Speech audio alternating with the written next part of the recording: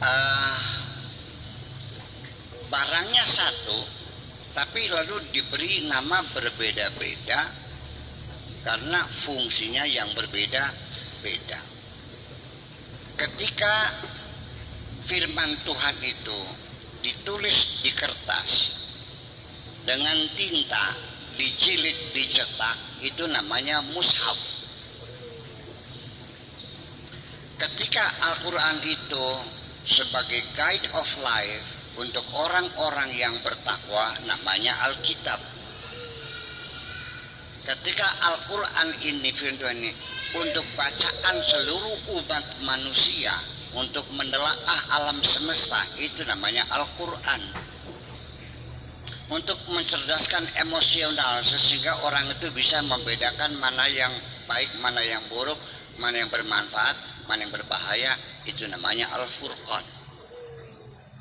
Ketika Al-Quran membentuk perilaku seseorang yang permanen, itu namanya Az-Zikr. Nah, di sini karena kita tidak jelas, oleh karena kita berpikirnya dengan logika sinonim. Nah, kita ini kebanyakan umat Islam berpikir logika sinonim. Al-Quran sih ya mushaf, sama, ya sama. Furqan, ya sama. Az-Zikr, ya sama. Ya itulah salah. Sehingga akhirnya kita tidak jelas dalam berpikir. Nah, itulah makanya kita bicara masalah konsep-konsep, kita menjadi sulit karena orang awam itu pahamnya adalah berbentuk materi. Rokok paham, ini gelas, ini tutup gelas, ini kacamata, seperti itu. Sudah. Tetapi kenapa orang itu pakai plus dan minus? Kenapa mata berkurang? Itu sudah mulai konsep keilmuan itu sudah nyampe akhirnya. Nah, itulah makanya lalu bagaimana mata itu mengirimkan sinyalnya kepada otak, bagaimana otak kita memproses, ya sehingga menjadi perilaku kita. Itu ya sulit karena barangnya nggak kelihatan ilmunya. Dalam konsep-konsep berpikir secara konsepsional itu memerlukan pemahaman. Dan hari ini kita satu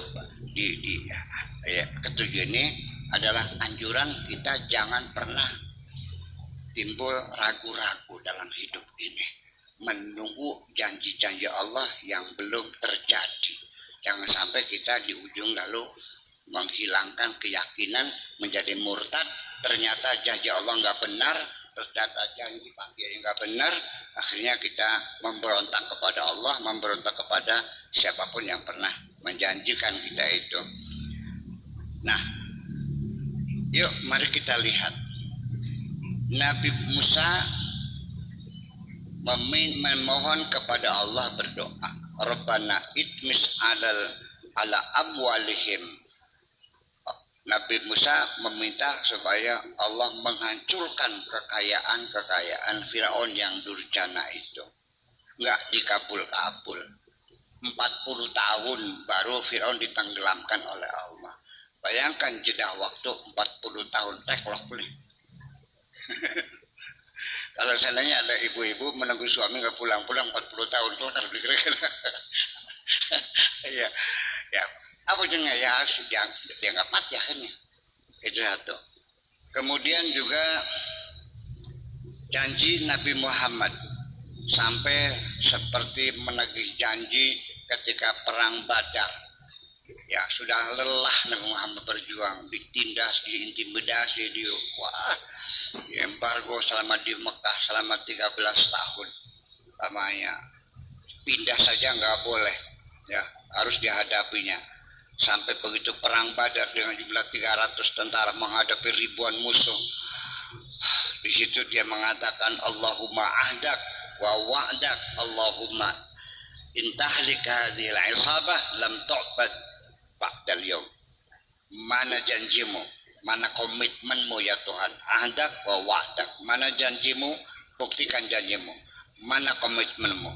Wahai Tuhanku, andaikan tentara ini enggak menang, besok engkau tidak akan disembah orang lagi. Kan ditiru Nenowarisman. Kayaknya kak, ya kan, dari kaya Kanjeng Nabi kayak. Nah itulah persoalannya.